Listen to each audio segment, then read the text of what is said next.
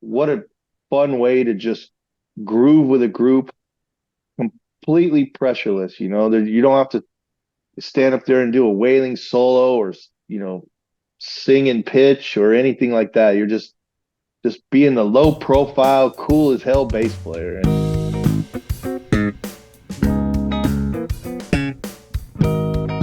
Hi, and welcome to ForBassPlayersOnly.com. I'm John Liebman, founder and first baseman. If you've ever wanted to learn bass, you should know that right now there are thousands of people inside the For Bass Players Only community, a lot of them over 50, and they are having the time of their life learning bass and playing music that they love. You should join them to see what it's like to experience that incredible transformation for yourself.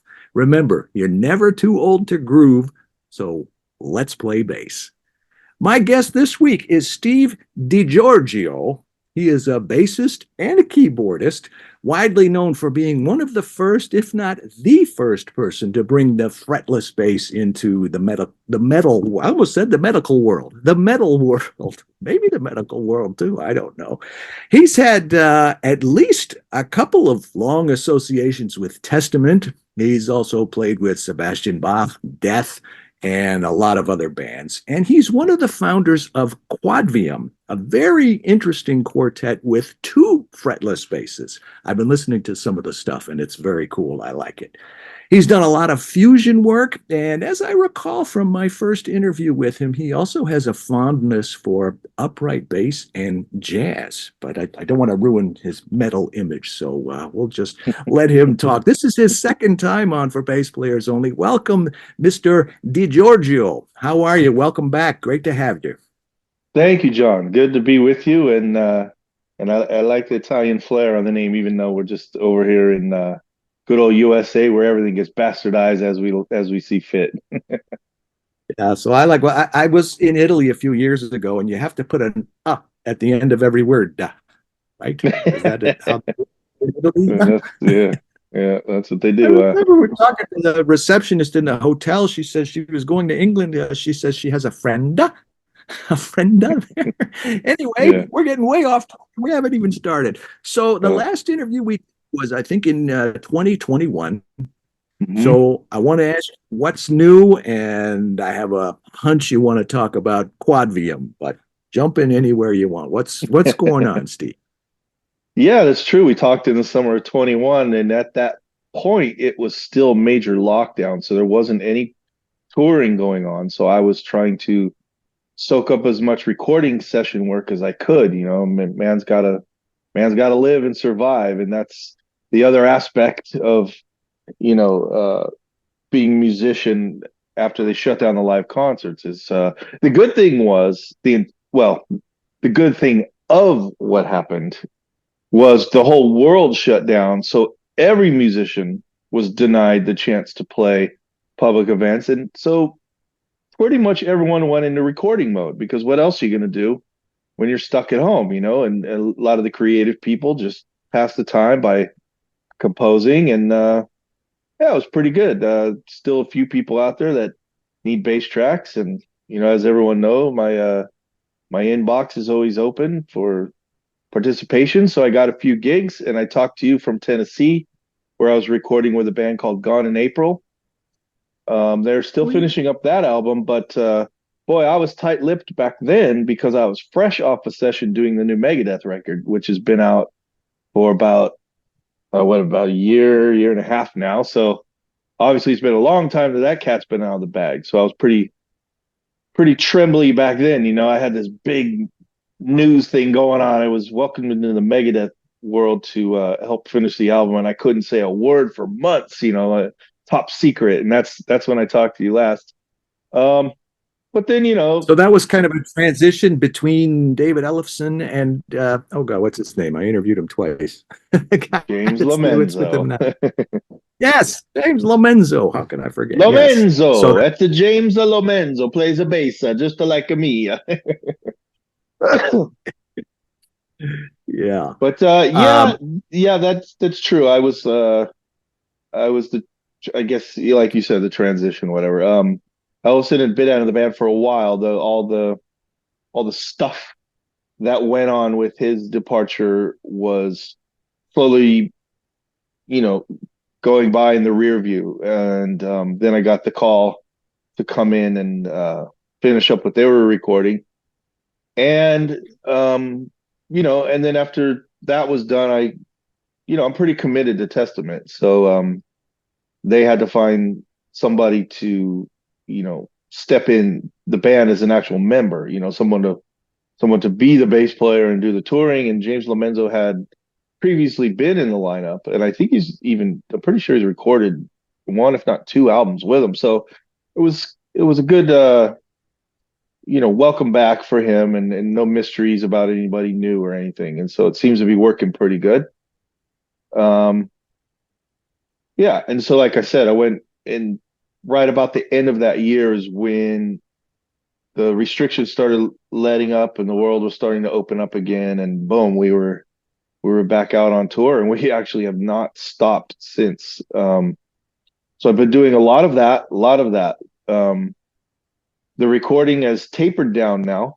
It's kind of the full swing of the pendulum the other direction. It's just been tons of concerts, tons of touring, tons of traveling, and recording is kind of a here and there thing, except for a few projects.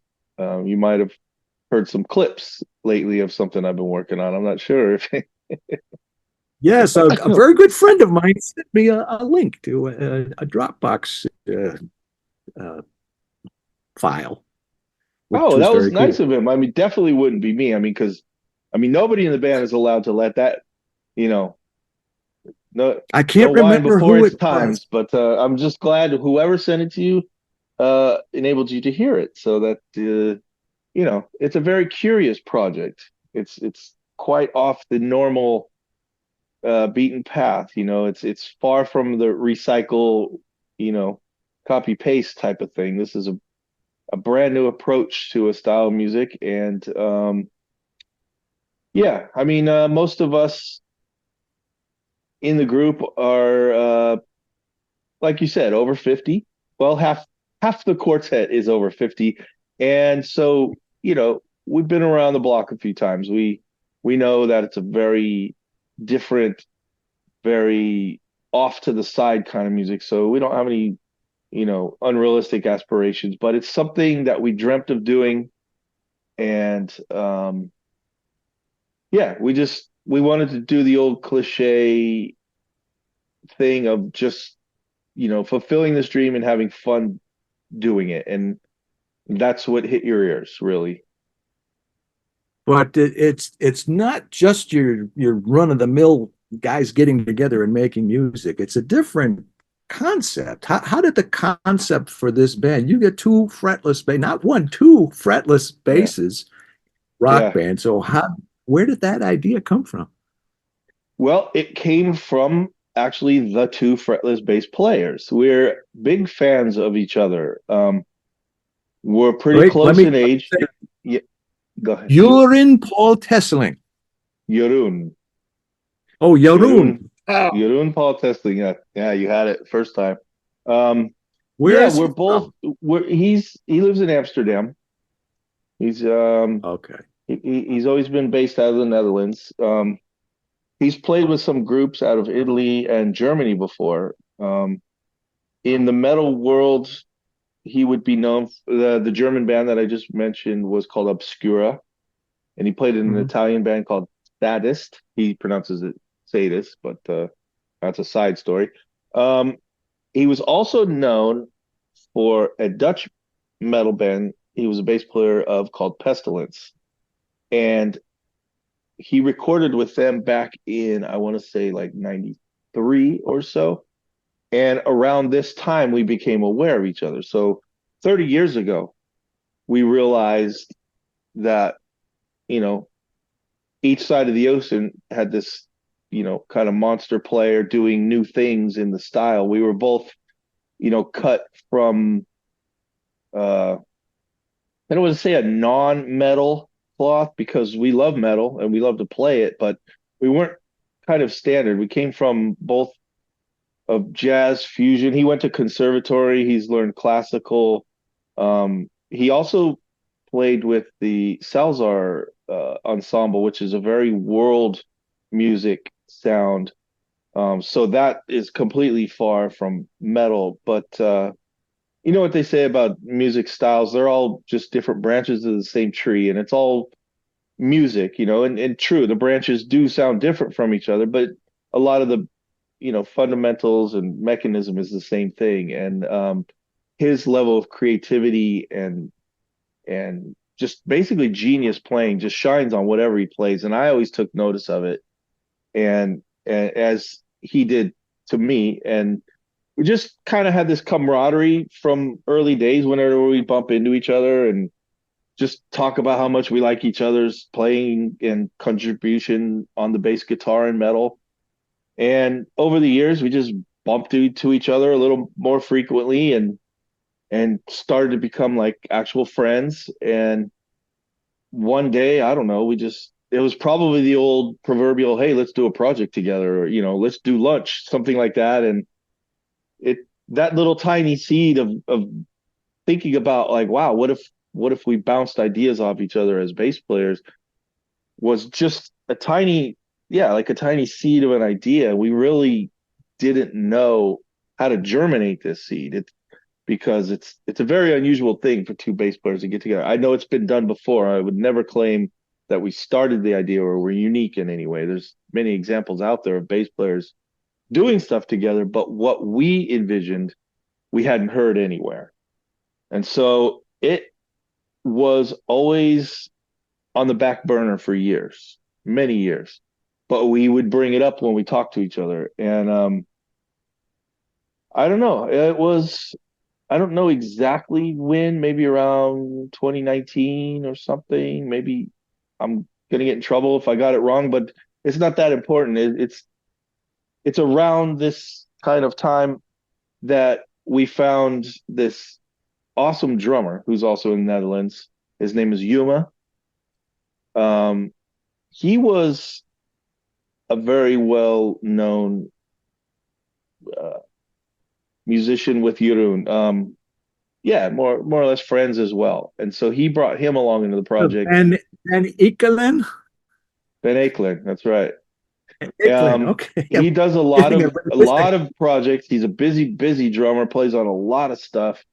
Um, but he did do a stint in Pestilence with Jeroen at one point in the early 2000s, I guess. So kind of decade after Jeroen's first go around with the band, and he comes back for a while, and that was the drummer. So they had known each other, they had worked together, and he's responsible for bringing him into the project, which is amazing because this drummer has just unrealistic ability. I mean, it's you watch him play, he's a really big, lanky guy. I mean, I'm super tall. We met in person, I'm pretty tall. This drummer is taller than me, and he's just got this wide range, this big arm swinging, and but he's quick, and his talents are awesome. And he really vaulted the project when we got this drummer, because then here's two bass players. Now we got the connection, bass and drums, as you know, was very important. So now we got two bass and drums, and we started a group folder with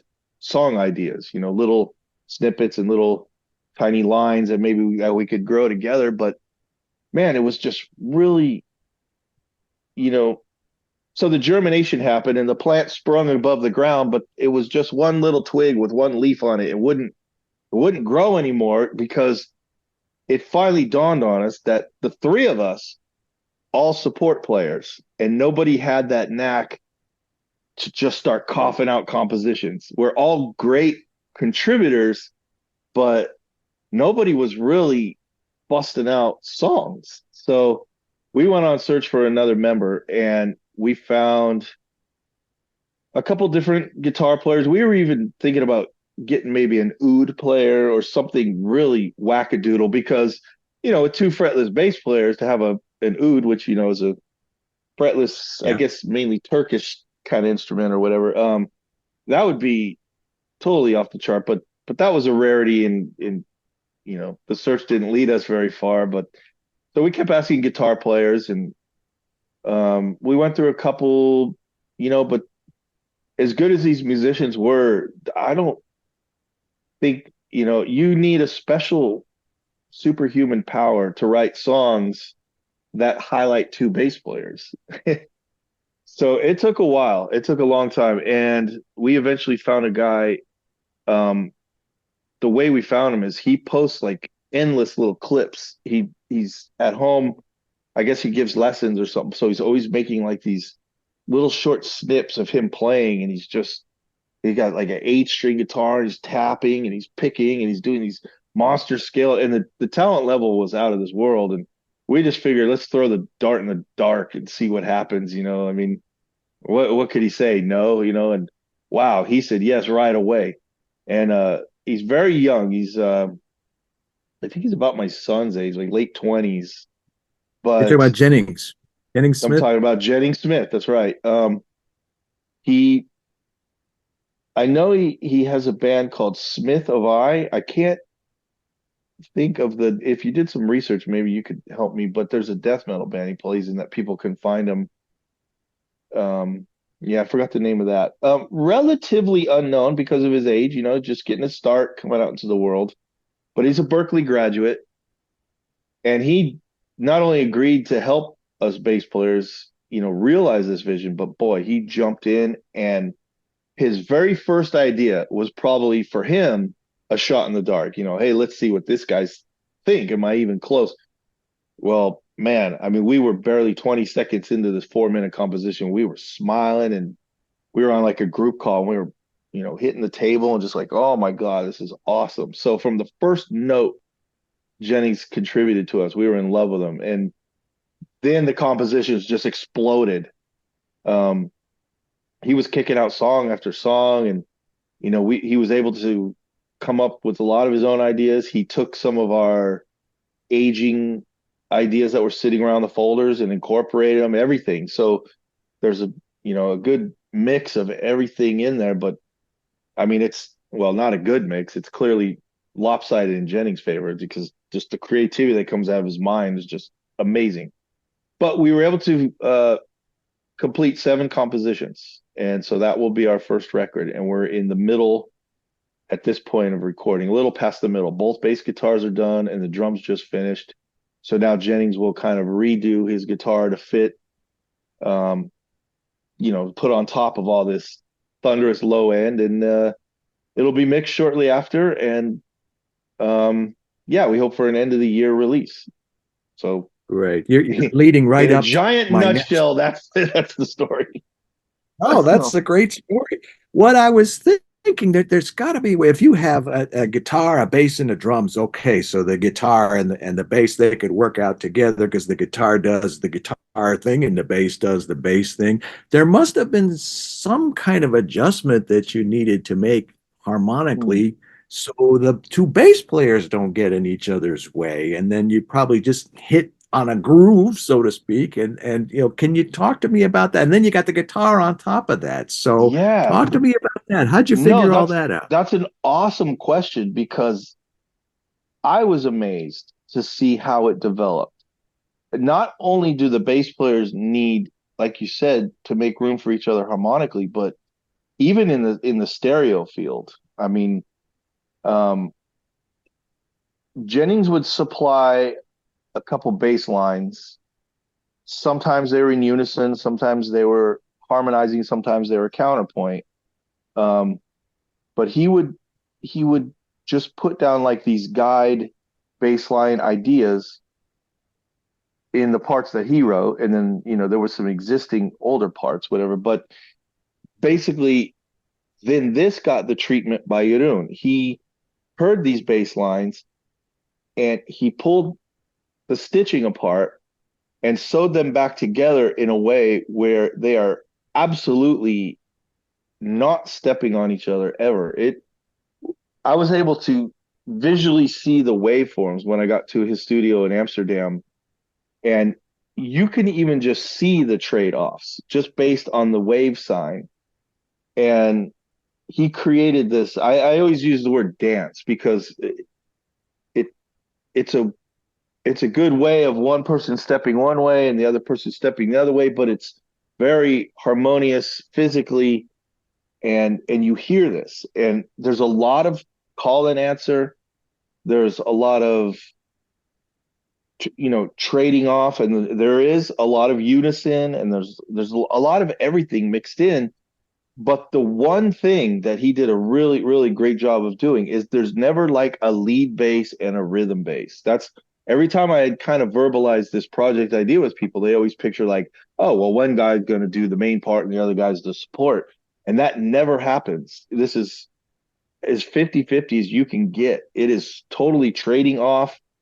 He did a very, you know, smooth job of dividing the parts. And yeah, I mean, he has a much better trained ear than me, and so in the very, very high register he's got better intonation than I do. But it didn't stop him. He gave me like tons of high parts, and I had to improve myself to play this stuff. So yeah, I mean, the level of playing, and not just the bass line, but the way the bass is give and take. It's a totally new way of playing, because one guy will start a phrase and the other guy will complete it, and then but it's not always stop start. There's also like there's a busy melody, and then you go to a mellow background and you go back to a busy melody, but then they interchange like a picket fence or something. It's crazy. It's just the genius that I saw that he had worked on for these bass lines was amazing. And he had a lot of it ready for me. So I had the easy job to come in and play along to his guide track that he had already prepared. Um, but even though it was laid out for me, like I said, man, I had to really, really hunker down and get better because the level of playing is something else. And that's kind of consistent across all four instruments. The drums are unbelievable, and the guitar playing is absolutely otherworldly. And you combine all this, and it's a lot to digest. But we kind of intentionally wanted to do this. It's pretty self-indulgent, and you know, it's it's pretty crazy on purpose. So if people like this super busy, super progressive, crazy, completely cosmic algebraic equation music, well, then it's for you. And we know that it's not for everybody. But like I said, we had this idea, we had to give birth to it. We really enjoyed doing it, and we're going to celebrate when it comes out, and then we'll see what happens. So it's pretty Uh, self-indulgent project, but you know, it's it, we're pretty happy because the four of us get along great personally, and that really reflects in the music. The interchange between all the instruments, super amazing. yeah. It's one of the most involved and crazy and democratic and high level projects I've ever done. I'm so freaking proud of this project, and I'm excited for it to come out. It's a long process because we're doing it all ourselves, but we're a lot farther than we were years ago when we were just talking about it. That's awesome. That interplay that you described, in one sense, it sounds like it took a lot of work, yet at the same time, in another sense, it sounds like it came naturally. So I guess somewhere in between, or a combination of those things. What is the title of the album? Do you know that yet? Or can you disclose that yet? Oh, I'd love to tell you. We haven't got to album titles. There's even a couple song titles that are still leftover working titles. We have some permanent what do you call them? Final song titles, but some we have to rename because they're just the fun working title. And yeah, so maybe maybe one of the songs becomes the album title, or maybe I don't know. It's still fresh, and we're still waiting to come up with that. We're still trying to envision an album cover. We don't have the artwork ready. Maybe something visual, because being an instrumental group with no lyrics, there's not much of a storyline, not much of a message, not much of an image except for the music. So, maybe once we get this album cover kind of going, maybe the artwork will inspire us to come up with a title. So that's another long, long way of saying, no, sorry, John, we don't have a title yet. You should take like a takeoff on Quadrophenia and also Foreigner's 4 album, and see if you can come up with something that has no artistic patent. Or, I don't know, just just thinking. Yeah, I so yeah, you're looking for that sometime toward the end of 2024. yeah. Or you could Hopefully just call. not the very end of the year because apparently things slow down during the holiday seasons, which I never really understood, especially now in the digital age. I think when people Yeah. want to hear new music, they turn on the computer and they push play. I don't know if but record companies are still stuck to the don't move physical product during the holidays. So we're hoping to get it out uh October, I guess, or something. I'm Otherwise, we're gonna wait not till going to early hold next you. year. And yeah, Yeah, but that's cool. well, Just it's call it well on its Quadvium. way. That would It's be cool. what's that? I'm sorry. You could just call it Quadvium. That would be cool too. But I guess it's so. I'm not a big fan of self-titled albums, but um yeah, who knows? It might be that. hey, Um I'm curious. It's when I'm thinking about when you talk about fretless bass and rock and metal and all that. Tony Franklin came to mind, and he's like in a whole different world. But is he on your radar at all, or do you ever get oh yeah. compared to him? Oh yeah, since the early days. I listened to a band called Blue Murder way back in the days, and I heard that Sure, bass sure. shining through back then, and that's when I first heard him. I can't say that I followed his whole career because when he went on with the firm, um, I was headed a different direction. I was in the underground playing super heavy, extreme music and all that. But one of my he he has done a lot of recording with the keyboardist Derek Sherinian, who did a brief stint in Dream Yes. Theater, and of course he did the Yep. Sons of Apollo and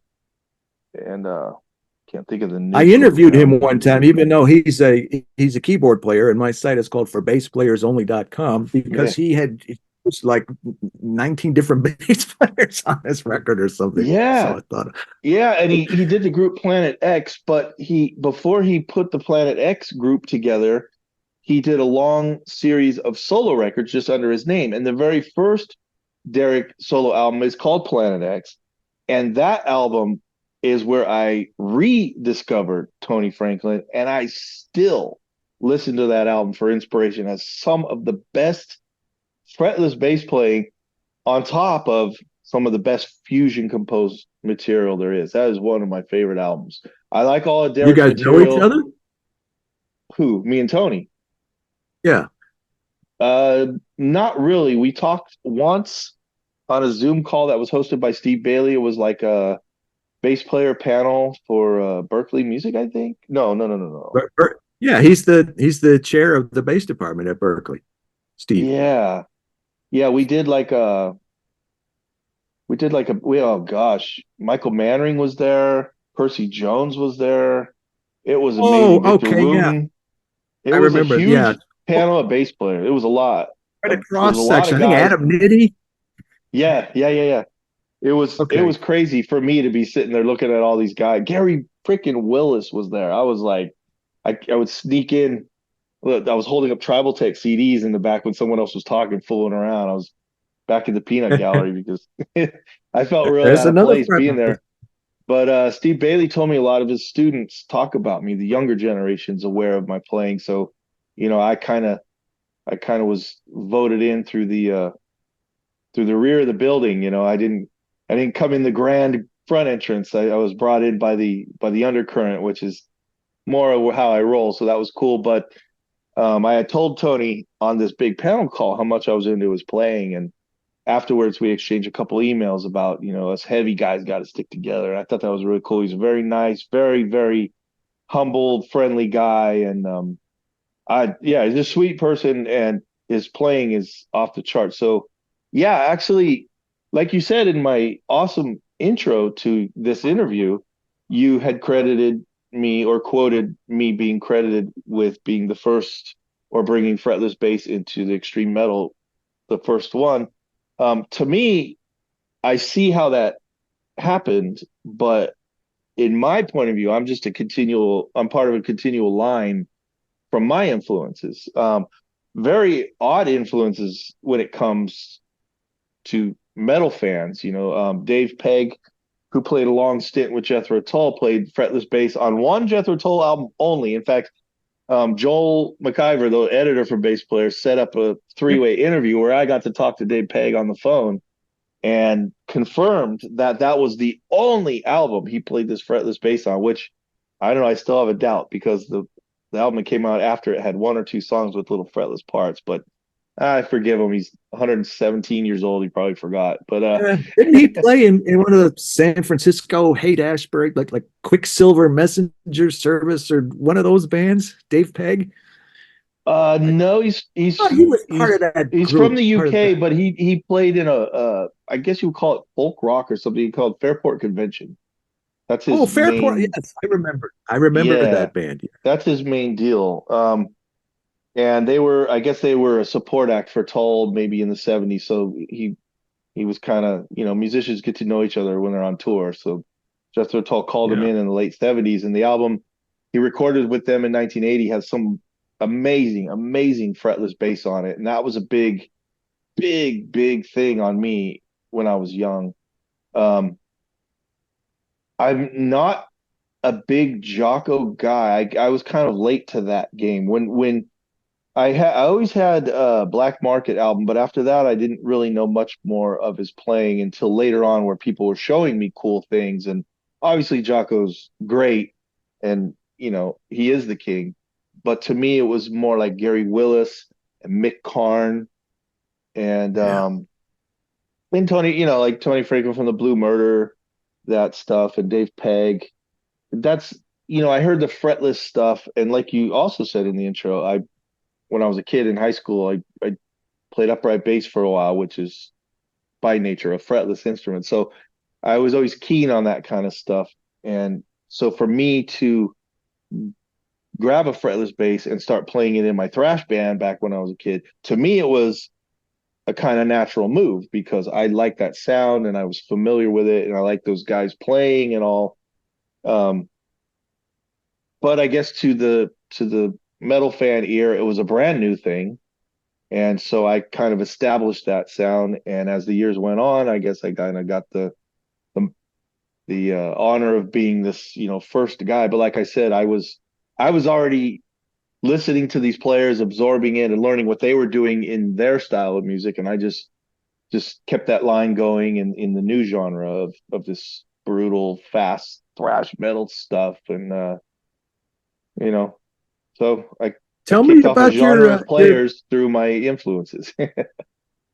what kind of bass are you playing, or if you have a bunch of basses, is there one or two that you tend to gravitate to? Tell me about your gear.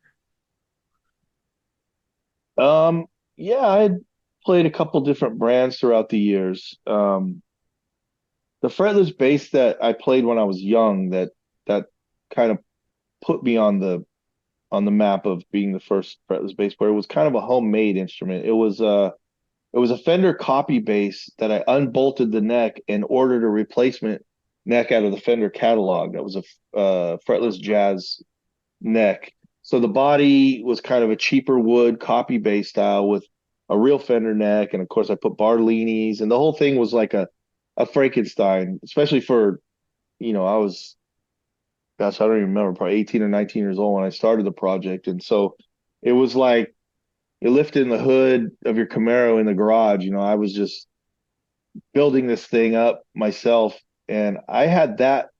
It turned out okay because it appeared on a few albums, and I played it a lot around the world, so it turned out to be a real bass. But I had that for the longest time, and then I probably mid to late '90s, I jumped around a few brands. I went from Carvin to ESP. I played a boutique level bass called Thor bass for a while. Pretty radical shape instrument. Um, Beautiful Played sound Ibanez too. and look. Yeah, and then that's what I kind of I always liked the sound of Ibanez because Gary Willis, like I said, was one of my main. I mean, my ears pulsed with Gary Willis. I mean, that was I for years that I just would listen to that, and I love that sound of his playing. But every time I would pick up the Ibanez that he plays, it was like tiny to me. He's a smaller guy, so the bass was made for him, and I realized that I was way too big to play this instrument. So I thought Ibanez wasn't for me. And then years later, they came out with a newer model, had a big, giant, fat body on it, longer neck and everything, fit big giant like me. So that was the BTB model. And Uh-huh. exactly at this time of realization, this model was around. We were on tour with a German techno thrash band called Obscura, and the bass player, we say Linus, but over there it's pronounced Linus. Um, More with the pronunciations, eh? But our instruments got stuck in an airport in Russia when we landed in Brussels, and the local promoter in Belgium went out and rented a bunch of basses and guitars and stuff for us to use for the show, but everything he threw my way was a piece of junk. And so I had to break down and ask the bassist for the support band if I could borrow his Ibanez for the show, and he graciously, allowed me to use this fretless Ibanez BTB. And of course, everybody in the band's looking at me, boy, you sound better. Sound man after the show, oh, you sound better. That's your sound. That's your sound. And I told my bass tech, I said, what was weird about the whole thing? I said, it felt like my bass in my hand. Like I didn't have to get used to anything. There was no learning curve. This bass felt completely natural to me. Like just the way it was built was perfect. So of course I hit up Linus for his contact. I got a hold of the company, and this was back in 2016, about going on 8 years now. I hooked up with Ibanez and I was playing BTB models um, exclusively, and they were customizing them for me. They modify them by ripping the frets out. I have a few fretted models. I still play fretted bass, especially with Testament. It's a switch off, fretted, fretless combined. Um, so I have some completely stock models and some modified models that are all defretted. But the point was they never made a factory fretless BTB, and so that finally, with all these modified versions, and obviously they realized that I had found a home, and I realized I didn't want to try out anything else. So it was a big reward last year when they hit me up to make a signature model. So now it just came out last November, and that's when I saw you at NAMM in January. I was there, doing my in person FaceTime and representing the launch of this signature model. So it's almost a complete BTB model like I liked, but it's comes stock out of the box fretless, and it's got a modified EQ system where it has a huge sweepable mid-range section. And I told the guys that's very important for fretless bass players to have control of the mid-range, because that's where you get a lot of the vocal quality of that Yeah. that that fretlessy sound. So there it is. That's what I'm playing. I've been with Ibanez for years, and now I got my own bass, my own name on it, and it's every little detail is down to my specific likings. And yeah, I'm dragging that thing around, and I don't even have to hesitate to say it is the absolute best sounding bass I have in my huge pile, my collection of bass guitars. It's the first one I Congratulations. grab for any recording and any stage work, and I'm so happy How to many have it. strings are on it? We decided to make it a 5 string. It was really tough because I play a lot of 6 string. Um, I modified a 5 string bass into a 3 string, and I dragged that around when I play with Death to All. Um, so I play everything 3, 4, 5, 6. So it was tough, to be pinned down to like, okay, this is your name on this bass, but we can only make, one style. What's the number one, you know, configuration you go to? And I said, well, as much as I would like it to be a 6 string, I think the 5 string gets probably the higher percentage of playing time for me, especially in Testament. It doesn't call for a lot of upper register stuff. So If the you would have five said a string, 3 string, they would have said thanks, but no thanks. I have a feeling. well, you would think so, but a little surprised. They modified one of my fives and made me a 3. So now that anytime I have But the not urge for to go out there and play caveman style 3 string bass, I don't have to jump brands. Now Ibanez has made it possible for me to drag around a That's signature model that's a modified 5 into a 3. So I'm going to continue being that cool. weird guy. It was great running into you, like you said, at NAM, and it was actually at the EBS booth. And that's not a coincidence, right? You're a longtime EBS guy, right? Yeah, yeah. Um, Gosh, when did that start? I think we're going on about 10 years that I've been using their stuff. Just stumbled upon their booth at one of the Bass Player Live events in Hollywood and was very interested in the sound. And um, you know, now that technology's really improved, there's so many companies that are comparable. There's the discrepancy between quality is not as much as it used to be when we were young. Because when we were young, it was Ampeg blew everybody out of the water. And then, PV was kind of like this junky thing. And then now you look at how it is, PV and Ampeg and Galen Kruger and Mark Bass and Aguilar and so on and so on, they're all really good. Um, and not to say that ABS is some generic, diluted brand either. I prefer it. So to me, it sounds the best. But the quality that that company has is their personability. The artist rep, the owner, the amp designer. They really care about what you need. I know this sounds like a total sales ad, but it's Ralph honestly, Durable. yeah. I should be on a commercial for them, but these facts are big reasons why I gravitated towards this company. They make quality stuff. It is to me, it's total superior quality, but they care about the player. It's I feel like family there, and every year I show up to NAM, they'll throw something together in their booth. We do autograph signings, and I think you were there where me and Bjorn England were doing like a little they called it like campfire jam, where we would just sit around, play some licks, answer questions, talk about their gear, and it was very personable, very open, and it's a great company to be affiliated with. I'm glad that they're more than just supplying gear. They're supplying a lot of support, and they really get behind their artists, and that trickles down to their customer care as well. Yeah, I know it sounds like a damn commercial, but it's just the way it is. No, They're awesome. I love it. They have tons of great products. The amp heads are beautiful and powerful, and they make a shit ton of effects pedals, everything you need. So yeah, you saw me at the EBS booth because I basically live there when I go to NAM. yeah.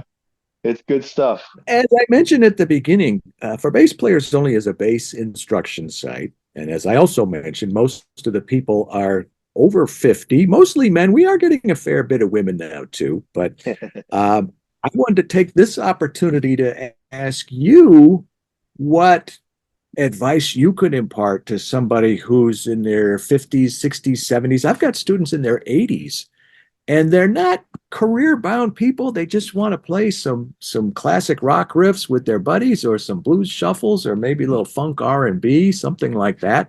They've got some time now that they didn't have 20, 30, 40 years ago.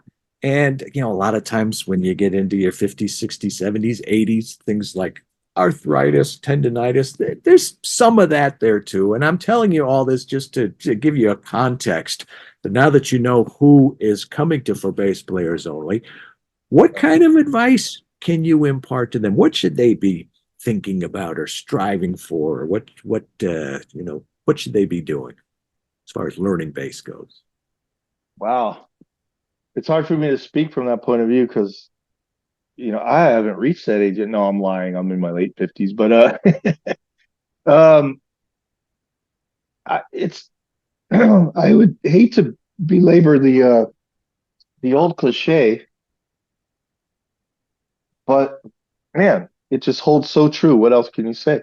If you love doing it, do it. And if you're not a professional level player and you're just a hobbyist or just interested, I mean, to me that sounds so liberating anyway, just to have, because I've been a professional musician for so many, decades that the pressure to make that a financial stability and make keep the status level and all that stuff, just just to be a guy who plays in his own, man cave or personal studio, garage, or even plays at the pool hall on the weekend. That just sounds so fun to me because then you're just doing it for the joy of the instrument, the music, and obviously this is for bass players, so this is for musicians that enjoy the support role. And what a fun way to just groove with a group completely pressureless. You don't have to stand up there and do a wailing solo or sing in pitch or anything like that. You're just being the low profile, cool as hell bass player. And I don't know. I just, like I said, I come from a different side of that coin, so it's hard for me to give that advice. But I would have to imagine that if it interests you, just go for it because it's really fun. And there's so many tools now that weren't around when we were younger. There's YouTube tutorials, there's tablature, notation, charts, everything online to help accelerate your learning process. As opposed to the old days when you dropped the needle on the record and you had to pick out everything by ear. So Yeah. yeah, I think even for people like you said, 50, 60, whatever years old, it's easier to learn it. And I wouldn't, if anybody has that desire burning in the back of their head, I would just say jump in and go for it. There's a lot of really quality instruments and amplifiers out there for low price because everything is so shrunk down now. Chips taking the place of tubes, and these small lightweight amplifiers are putting out 700 watts of power. And so Oh, you just need a little box with a speaker in it, and it doesn't cost very much.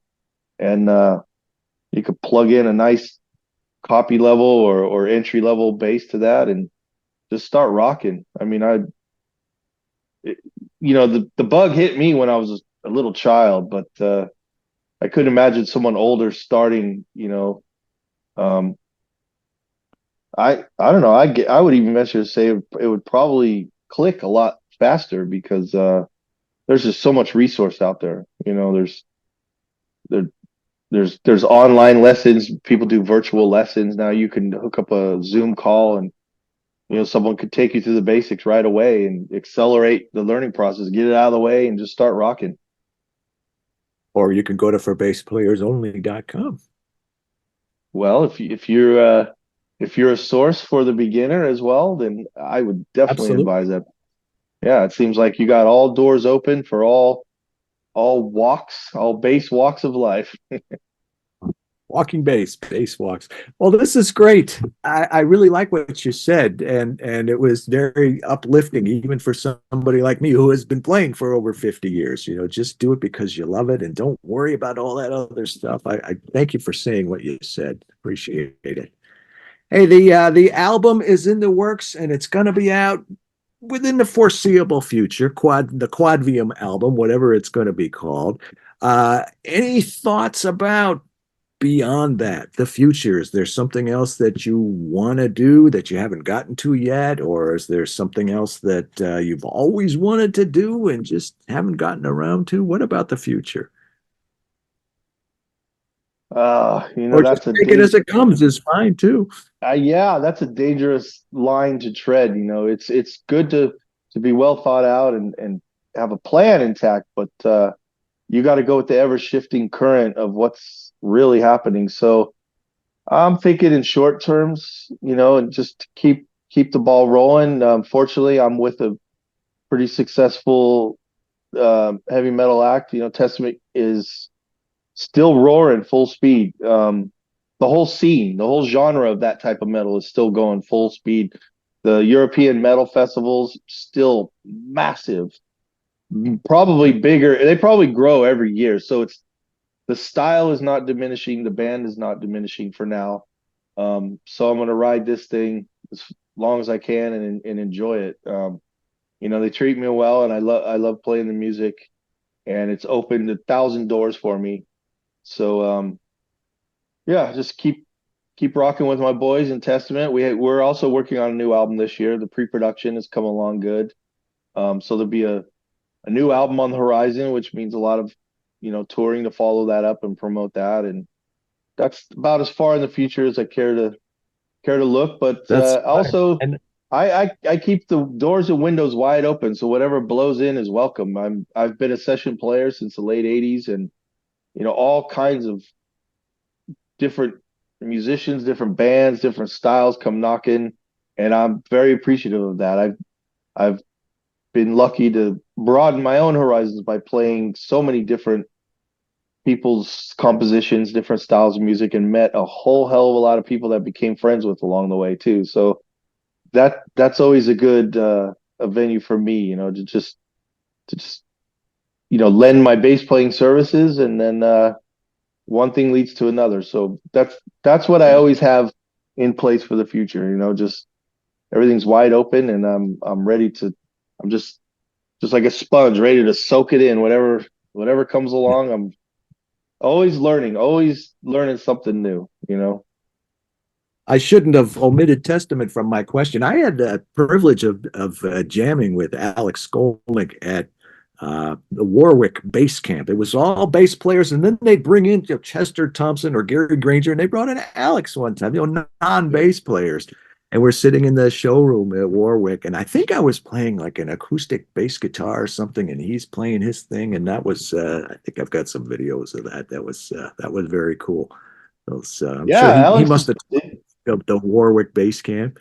Oh yeah, he would wear that shirt on tour, and I'm sitting there looking at my guitar player wearing a bass camp shirt, and I'm jealous. I'm like, man, I don't get to go to that. And he's touting his bass camp shirt, but I know a lot of people that are with Warwick, including my partner that we talked about, Yadun. He's been a long loyal Warwick player. So yeah, I know a lot of those guys, and that's a great thing they do over there with that company. That's another company that's very personable, very artist supportive, and like you said, they bring in non-bass players to help spice things up. And Alex is very diverse. He plays he has a jazz trio, as you know, and he does world music. And Oh, yeah, the guy's like a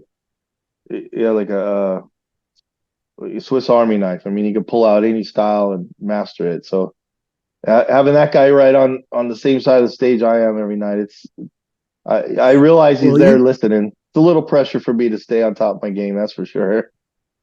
you've known him for a long time, obviously. I just remember when I was reading up on him. Have you ever met his parents? Because they were just fascinating. Their background, I think they're educators or they're like really, really smart in whatever they do. Did you ever get a chance to meet them? No, no, that's when he was growing up in the Bay Area, I guess the original Testament guys all, like young people do go to each other's house, and they all got to meet him. But I didn't meet Alex until I mean, we were always around in the same scene and going to the same type of shows and stuff, but I don't think I got to know him until we were in the band at the same time. We recorded a Testament record in 2001, but we weren't in the same place. So Oh, I see. our instruments got melded together before we even really had a chance to get to know each other personally. That wasn't until a few years later. So no, I mean I've Gotcha. been my first stint in Testament from '98 to '04. Um, he wasn't part of any of that. But when I came back to the band, I've been back about 10 years now. And Alex has been there that whole time. So I've known him obviously very well this past 10 years, but no, not in the early days. Never got to know his parents or anything like that. Because I remember when I interviewed him for my guitar set, I said, how many Testament concerts had they been to? And he says, they've been to a few. I mean, I don't Yeah. think it was their kind of music, but that's Yeah. okay. Uh, one last question, Steve. What would you be if you were not a bass player? Something outside of music. Well, that's the key word right there, outside. It would be something outside because I'm always outside. It's hanging out with the dogs or planted No, I said vegetables. outside of music is what I said. I know it. I'm doing a play on the words. Okay, gotcha. I thought Yeah. maybe there was some I, Zoom weirdness. I'm sorry. Go ahead. no, I took it very literally. I would be doing something outside. When I'm not doing music, I am definitely in the fresh air, in the sun, in the rain, up on the trails, in the wind. Always, and barefoot in nature. I'm one of those. Probably if I was born 20 years earlier, I'd probably be one of them barefoot hippies living out in the woods or something because I just that seems to be my calling. I'm always around. We raise a lot of animals. We have horses and chickens and dogs and Oh, cats wow. and so I'm always just, you know, got mud or poop between my toes and wind in my hair and, you know, just Well, something what's outside. cool I don't about that know. is you could do all that and still be a bass player. So you got the best of all worlds. Yeah, I mean, you bass players got the lowest egos out of the whole band, and so being grounded like that, I guess I get my fair share of ground. So here we go, literal play words again. There you go. Well, this is awesome catching up with you. Thanks so much for spending this time with me. I've kept you a long time. So thank you and good luck with everything that you talked about the Quadvium and Testament, the album and the other album and everything Yeah, else. Keep me posted and let me know what's going on. And we will share all that great news with our audience at For Bass Players Only. So thank you, Steve. that's awesome. I appreciate the time, John, and allowing to spread the word and make public awareness of it. We're really looking forward to this Quadvium thing because for bass players, it's going to be an ear treat because the obvious fact of having two predominantly fretless bass players, leading the show, it's going to be an album for bass players. I know that. So I All right. appreciate Well, you letting me we will spill it all all. watch And for it. cool. Thanks a lot, John. And Thank you. we'll catch up maybe in less than 3 years. We'll shorten the interval next time do we talk to each other, huh? Definitely. Thank you so much. You're watching for bassplayersonly.com. I'm John Liebman, founder and first baseman. If you've ever wanted to learn bass, you should know that right now there are thousands of people inside for bassplayersonly.com. A lot of them over 50, and they are learning bass and having the time of their life playing the music that they love. You should come join them so you can see what it's like to experience that incredible transformation for yourself. Remember, you're never too old to groove, so let's play bass. Thanks again to my special guest, Steve Di Giorgio. I will see you all right here, same time next week, same time, same place, right here at ForBassPlayersOnly.com. In the meantime, let's play bass.